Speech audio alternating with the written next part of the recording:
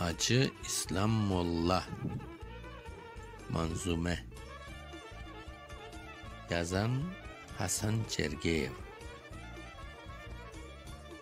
Mollalık ideredi bir köyde acı İslam, oga razı olur fakir, hatret üsse her zaman.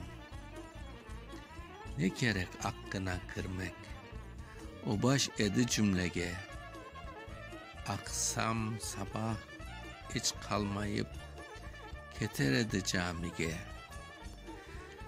Tayak alır kıyer cübbe, tesbih düşmez elinden. Barakele sokak yapmış cami gece üyünden.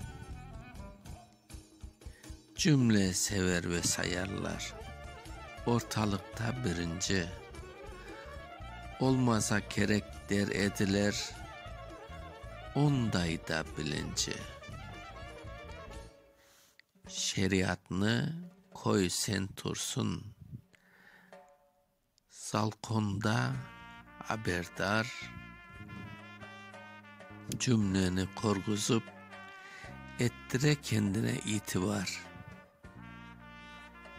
Suvoya dep emde tuvoya, ekide bir de gaspadin. Bu sözlerini eşitkende akıya közü er kesnifi.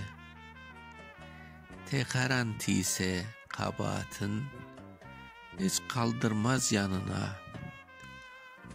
Öyle bir çubuk sokar çıkıp cami aldına.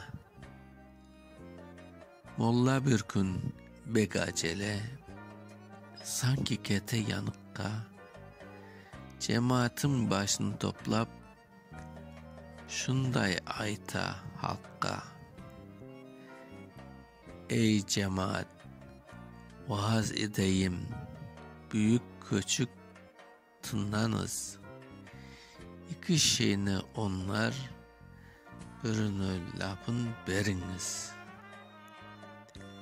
Vermegenler ahiret günü labit otta canacak.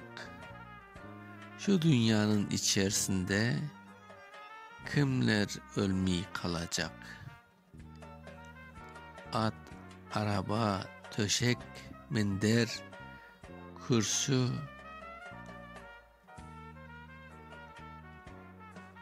yastık, meslek, ömrünün azlığında artkaç şiirler ne gerek? Okuyan Mustafa Şansal.